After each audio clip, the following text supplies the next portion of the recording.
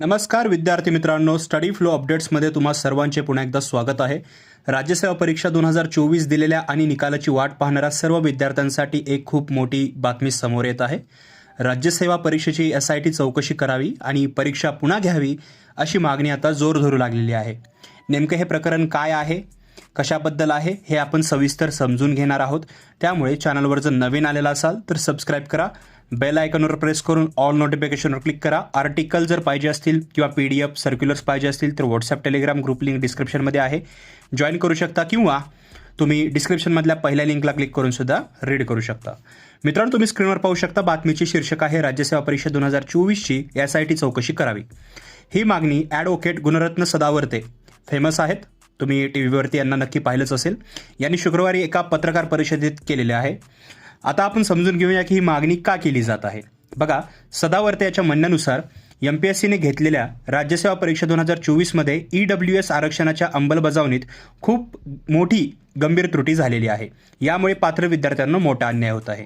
या अन्यायाला वाचा फोडण्यासाठी त्यांनी दोन प्रमुख मागण्या केलेल्या आहेत. सर्वप्रथम आहे SIT चौकशी. या संपूर्ण प्रकरणाची विशेष तपास पथक म्हणजेच SIT किंवा एक स्वतंत्र समितीमार्फत सखोल चौकशी व्हावी. आणि दुसरं म्हणजे बाधित विद्यार्थ्यांना न्याय देण्यासाठी ही संपूर्ण भरती प्रक्रिया पूर्वपरीक्षेप्रमाणे नव्याने राबवावी. मित्रांनो, हा मुद्दा खूप महत्त्वाचा आहे, कारण यामुळे परीक्षा पुन्हा होण्याची शक्यता निर्माण होऊ शकते. या मागणीला त्यांनी उच्च न्यायालयाच्या एका निर्णयाचा आधार दिलेला आहे. मुंबई उच्च न्यायालयाने 6 ऑगस्टला एक अंतरिम आदेश दिला होता, ज्यामध्ये संबंधित 10% जागा अंतिम निर्णयाच्या अधीन ठेवून रिक्त ठेवण्याचे निर्देश दिले होते. यावरून EWS आरक्षणाच्या अंमलबजावणीत त्रुटी असल्याचे स्पष्ट होते, असे सदावर्ते यांनी म्हटलेले आहे. तसेच त्यांनी MPSCचे अध्यक्ष श्री भीमनवार यांनाही एक आवाहन केले आहे की त्यांनी कोणत्याही राजकीय किंवा सामाजिक दबावाला बळी न पडता केवळ विद्यार्थ्यांच्या हितासाठी ठाम भूमिका घ्यावी. मित्रांनो, याच पत्रकार परिषदेत आणखीन एका महत्त्वाच्या मुद्द्यावर चर्चा झाली, ती म्हणजे अमृत, बार्टी आणि सारथी संस्थांच्या विद्यार्थ्यांबाबतची.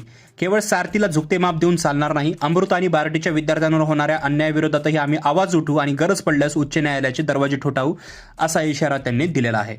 तर विद्यार्थी मित्रांनो, ही होती राज्यसेवा परीक्षा 2024 बाबतची आत्तापर्यंतची मोठी बातमी. न्यायप्रविष्ट बाब आणि वाढता दबाव पाहता आयोगाची पुढची भूमिका काय असेल हे पाहणे महत्त्वाचे ठरणार आहे. तुमच्या मते काय व्हायला हवे?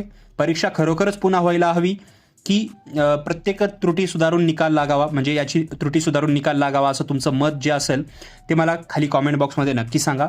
अशाच अत्यंत महत्त्वाच्या, अचूक आणि स्पर्धा परीक्षा तसेच शिक्षण क्षेत्रातील माहितीसाठी आपल्या स्टडी फ्लो अपडेट्स या चॅनलला सबस्क्राईब करा. व्हिडिओ माहितीपूर्ण वाटला असेल तर व्हिडिओला नक्की लाईक करा.